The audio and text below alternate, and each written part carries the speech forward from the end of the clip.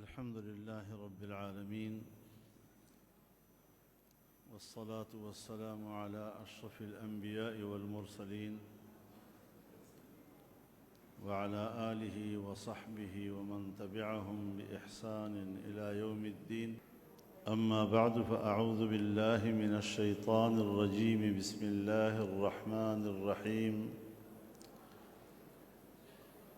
هو الذي أرسل رسوله بالهدى ودين الحق ليظهره على الدين كله وكفى بالله شهيدا. صدق الله العظيم.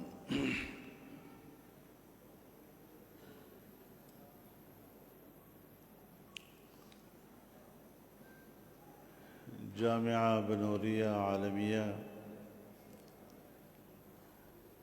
کے نائب محتمم اساتذہ کرام، ذمہ داران اور تمام طلباء عزیز،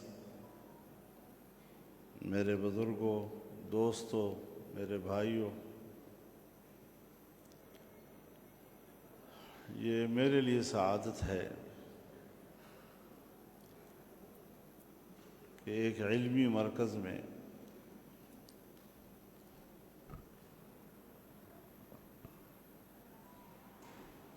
طلباء اور اساتذہ کے ماحول میں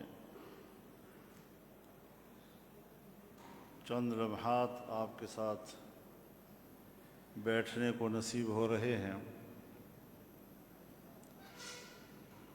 اللہ تعالی ہماری اس حاضری کو قبول فرمائے،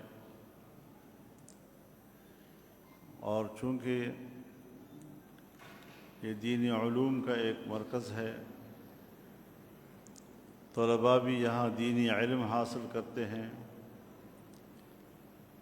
اساتذہ کرام بھی دین کا علم ان کو دیتے ہیں، تو ظاہر ہے کہ یہ انوار و برکات کا مرکز ہے، اور اللہ تعالی ہمیں اس سے استفادہ کرنے کی توفیق عطا فرمائے۔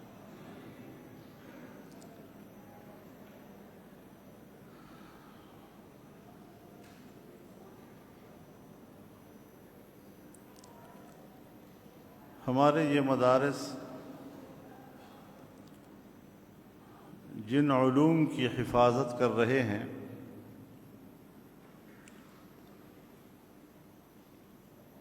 اس کا اپنا ایک پس منظر ہے،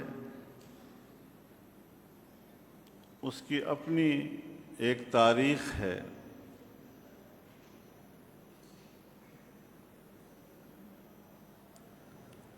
اور علوم دینیہ کی حفاظت کا یہ طویل سلسلہ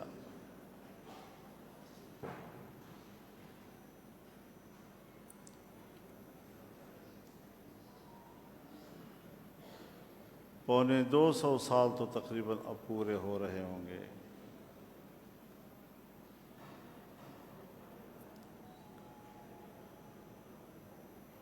کہ علم کا یہ سلسلہ جو دیوبند کی بستی کے ایک مسجد جو چھتا کے نام سے مشہور تھی، وہاں سے جو کام شروع ہوا اور کس طرح وہ کرۂ ارض میں پھیلا،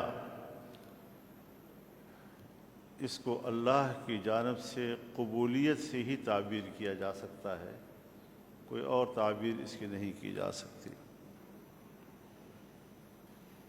پھر اس کی حفاظت کے لیے ان کی قربانیاں، ایک طویل جد و جہد۔ آج اگر ہمارے پاس یہ روشنی موجود ہے اور اس کی رہنمائی میں ہم آنے والے مستقبل کا سفر متعین کرتے ہیں، تو یہ وہی روشنی ہے جس کی شمع قاسم العلوم والخیرات مولانا محمد قاسم نانوتوی رحمۃ اللہ علیہ نے روشن کی تھی، اور آج وہ ایک نیر تاباں بلکہ خورشید انور بن کر پوری دنیا کو اپنی کرنیں بانٹ رہا ہے اور ہم اس سے استفادہ کرتے ہیں۔ اللہ تعالی ہمارے اکابر پر خصوصی کرم فرمائے، انہوں نے جو کچھ کیا ہے ہمارے لیے کیا ہے، اور ہم ان کے احسان مند ہیں، اور ہمیں اس پر اللہ کا شکر گزار ہونا چاہیے۔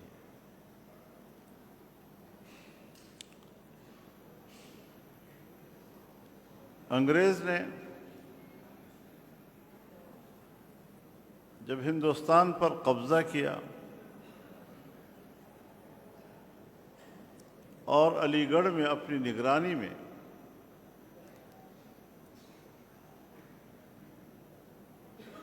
اسکول قائم کیا، تو 4 چیزیں انہوں نے نصاب سے نکال دی تھی۔ ایک قرآن کی تعلیم، ایک حدیث کی تعلیم، ایک فقہ کی تعلیم، اور چوتھی ہے فارسی زبان، کیونکہ فارسی زبان برصغیر کی سرکاری زبان تھی اس زمانے میں۔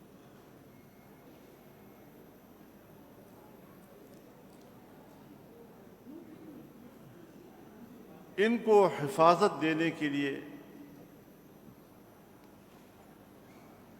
دیوبند میں مدرسہ قائم کیا گیا، اور جو نصاب بھی بنایا گیا وہ انہی علوم کی حفاظت کے لیے بنایا گیا۔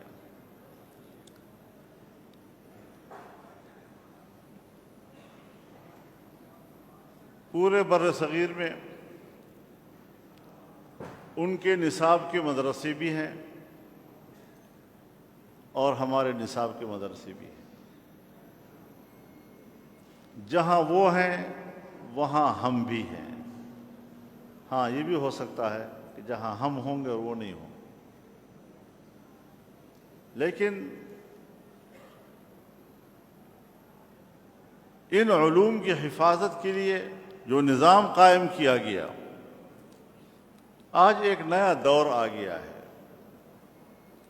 اور اس نئے دور میں پھر عالمی قوتیں دینی مدارس کے کردار کو ختم کرنے کے لیے متحرک ہے، ایک مفروضے کی بنیاد پر کہ جی دنیا میں دہشت گردی ہے، اور دہشت گردی پیدا ہوتی ہے مذہبی تعلیم سے، یہیں سے شدت پیدا ہوتی ہے، یہیں سے جذباتی لوگ نکلتے ہیں، پھر آخر میں جا کر وہ بندوق اٹھا لیتے ہیں، ریاستوں میں فساد پیدا کرتے ہیں۔ ایسا ہے نہیں، اور اگر ایسا ہے تو یہ انہی کی خواہش ہے، تاکہ کہیں پر بھی اگر عسکریت پیدا ہو اور مذہب کے نام پر پیدا ہو تو فوراً اس کو انسانی حقوق کا مسئلہ قرار دے کر عالمی قوتیں اپنی فوجیں وہاں پہنچا سکے اور جواز پیدا کر سکے۔ اور ایسے واقعات اگر کہیں پر ہوتے ہوں تو اسی کو بنیاد بنا کر ہمارے اداروں کو بند کرنا، ان کو تالے لگانا، اس کے لیے ایک جواز پیدا کرنے کی کوشش کر رہے ہیں۔ لیکن میرے بھائیوں، 1400 سال سے زیادہ عرصہ ہو گیا ہے،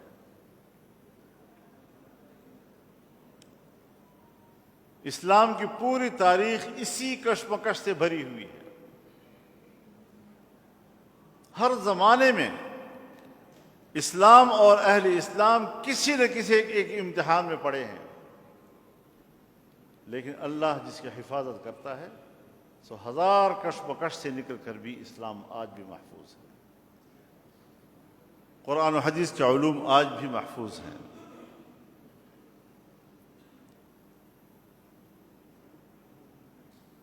اور یہ آخری دین ہے۔ اللہ رب العزت نے حتمی طور پر اعلان کر دیا کہ الیوم اکملت لکم دینکم، آج میں نے تم پر تمہارا دین مکمل کر دیا ہے۔ وَأَتْمَمْتُ عَلَيْكُمْ نِعْمَتِي، اور اپنی نعمت تم پر تمام کر دی ہے۔ ہمارے اکابر نے اس کی وضاحت یوں کی ہے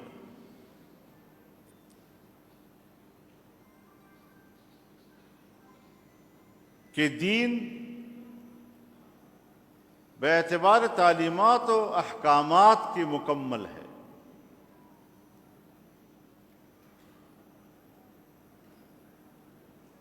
مزید نئے تعلیمات اور نئے احکامات اب نہیں آئیں گے۔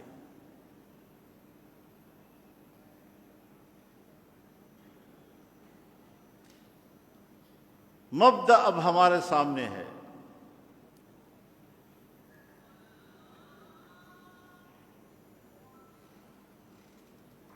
اور جب دین مکمل ہو گیا ہے تو فرمایا وَأَتْمَمْتُ عَلَيْكُمْ نِعْمَتِي، اور تم پر میں نے اپنی نعمت تمام کر دی۔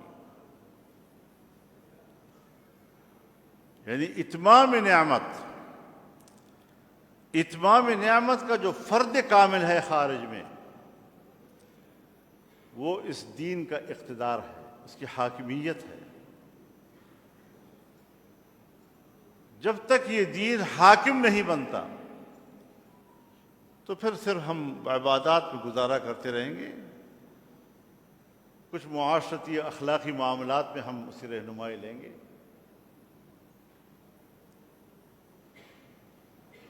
لیکن فرد کامل اگر اس دین کا ہے تو اس کے اتمام کی تعبیر کیا ہوگی؟ وہ اس کا اقتدار ہے۔ وَرَضِيتُ لَكُمُ الْإِسْلَامَ دِينًا، اور اسلام کو میں نے تمہارے لیے بطور نظام حیات کے پسند کیا ہے۔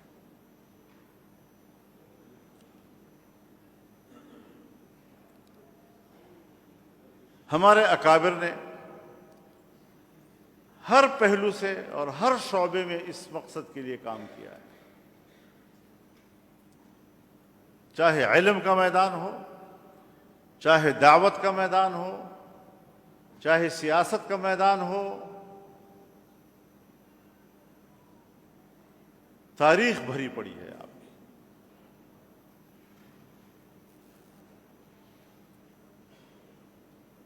میں سیاست اور نظام حکومت پر ایک عالم دین کی کتاب پڑھ رہا تھا، تو انہوں نے خود لکھا ہے کہ کوئی 500 تک کتابیں سیاست کے موضوع پر میں نے مطالعہ کی ہیں۔ یعنی تاریخ اسلام میں ہمارے اکابر علماء، انہوں نے جو محنت کی ہے، یہ نہیں کہ کوئی ایک دو کتابیں موجود ہیں، لیکن اس زمانے میں اس مقصد کو ریاستی پشت پناہی بھی حاصل ہوتی تھی۔ ریاست بھی اس ضرورت کو تسلیم کرتی تھی کہ قرآن کے علوم ہونے چاہیے، حدیث کے علوم لوگوں کے پاس ہونے چاہیے، رہنمائی ہونی چاہیے۔ فقہ پر ائمہ نے کتنا کام کیا ہے، یہ علوم محفوظ ہیں اور یہ ہماری نئی نسلوں تک پہنچنے چاہیے۔ لیکن آج ایسی بات کرنا کسی مجلس و محفل میں تو ایک عجوبہ سا لگتا ہے۔ اچھا، اسلام کا معنی یہ ہے کہ وہ حکومت بھی کرے گا؟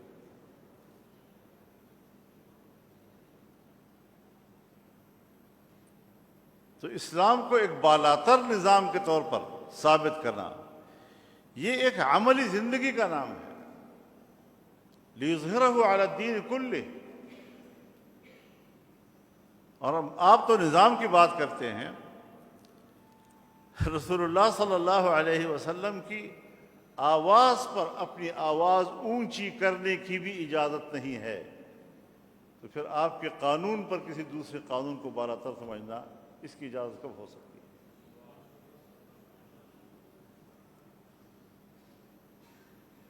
یا ایھا الذین آمنوا لا ترفعوا اصواتکم فوق صوت النبی ولا تجهروا له بالقول كجهر بعضكم لبعض ان تحبط اعمالكم وانتم لا تشعرون۔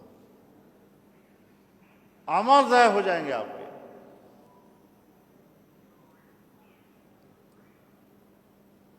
آج بھی مواجہ شریف پر جب حجاج جاتے ہیں، ہر چند کے وہاں بہت لوگوں کا رش ہوتا ہے، لیکن سناٹا چھایا ہوتا ہے۔ ہر مسلمان کی یہ کوشش ہوتی ہے کہ میری آواز اونچی نہ ہو جائے یہاں پر۔ ادب گاہیز جہاں آپ کی آواز پر آواز اونچی کرنے کی اجازت نہیں ہے، وہاں آپ کے نظام پر کسی دوسرے نظام کو بالا تر قرار دینے کی اجازت کب ہو سکتی ہے؟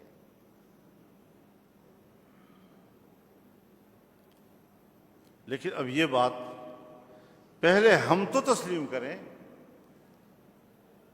ہمارے مدارس میں ابھی تک ہمارے اپنے طلباء اور اپنے نوجوان ان کو یہ تعلیم نہیں دی جا رہی، پھر عوام میں تو بعد میں جائیں گے۔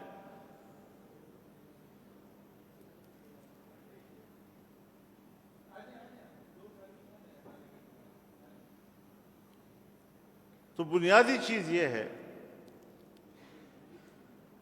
کہ جس چیز کو انبیاء کرام نے اہمیت دی ہے، جس چیز کو جناب رسول اللہ صلی اللہ علیہ وسلم نے اہمیت دی ہے، اور آپ کے انہی تعلیمات کو خلفائے راشدین نے اہمیت دی ہے، صحابہ کرام نے اہمیت دی ہے، آج عملاً ہمارے پاس وہ چیز کیوں نہیں ہے؟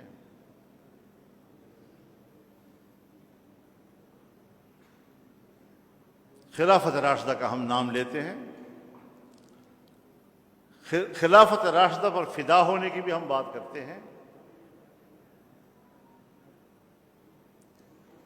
کسی خلیفہ راشد کے خلاف کوئی بے ادبی گستاخی کا مرتکب ہو جائے، ہمارا خون جوش کرتا ہے۔ لیکن کیا ہم نے ایک دفعہ بھی یہ سوچا ہے کہ خلافت راشدہ کوئی تبرک کا نام ہے یا باقاعدہ ایک عملی نظام کا نام ہے؟ اس کو بھی تو سوچنا پڑے گا۔ اور جب میں ایسی باتیں کرتا ہوں اپنے نوجوان نسل سے، تو مجھے یہ بھی ڈر ہوتا ہے کہ شاید مدرسے کے جو اساتذہ کرام اور انتظامیہ والے ہیں وہ میری تقریر کا اثر زائل کرنے پر بھی کچھ وقت لگاتے ہوں گے۔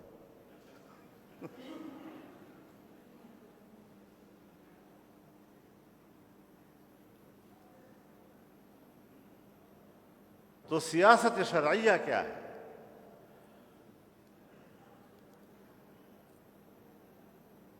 مملکت کا نظام، اس کے لیے تدبیر، اس کا انصرام، یہ وہ تقاضے ہیں جو ہماری اصل ضرورت ہے۔ یہ جو علم ہے جس کو ہم حاصل کرتے ہیں، یہ تو رجال کار تیار کرنے والی بات ہے۔ جس طرح ہم کہتے ہیں کہ 5 باتیں اسلام کی بنیاد ہیں، بنی الاسلام علی 5۔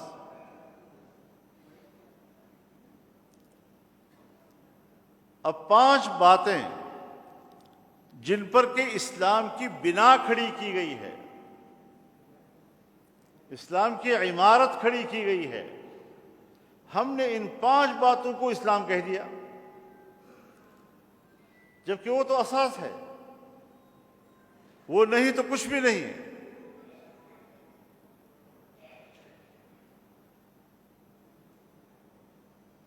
تو یہ بنیاد تو اسی لیے حاصل کی جاتی ہے کہ اس بنیاد کے اوپر عمارت کھڑی کرنی ہے۔ الاسلام والسلطان توامان، اسلام اور اس کی حاکمیت یہ دونوں جڑواں ہیں۔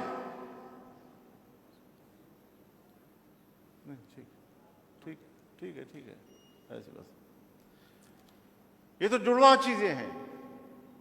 اسلام ہوگا تو حاکم ہوگا، اور حاکم وہی ہوگا جو اسلام ہوگا۔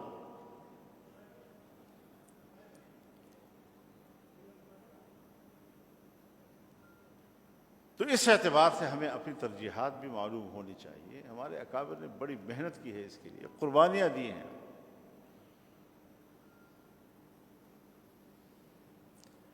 اور یہی اسلام ہے تو حریت ہے۔ اگر اسلام نہیں تو غلامی ہے۔ میں کسی زمانے میں یورپ کے ملک میں گیا ہوا تھا، تو میرے جو میزبان تھے وہ ذرا آزاد خیال قسم کے لوگ تھے، تو ایسی مزاحیہ مجھے کہنے لگے کہ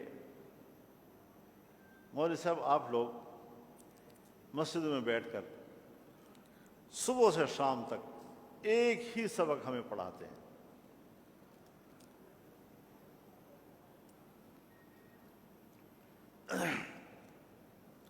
بندگی اور بندگی اور اللہ کی بندگی اور اللہ کی بندگی اور بندگی اور بندگی، تو یہ غلامانہ ذہنیت تو آپ ہمیں دیتے ہیں، اور پھر روڈوں پر نکل کر آپ لوگ آزادی کی بات بھی کرتے ہیں۔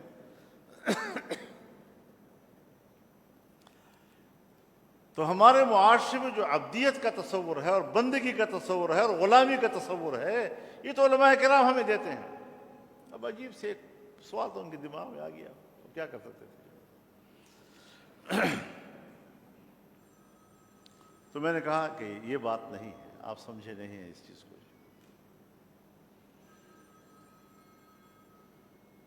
ہم بات کرتے ہیں اللہ کی بندگی کی۔ اب اس کی مثال ہم اپنے خاندان میں لیتے ہیں۔ خاندان میں ہمارا ایک باپ ہوتا ہے، خاندانی زندگی میں ہمارا ایک باپ ہوتا ہے، ایک باپ۔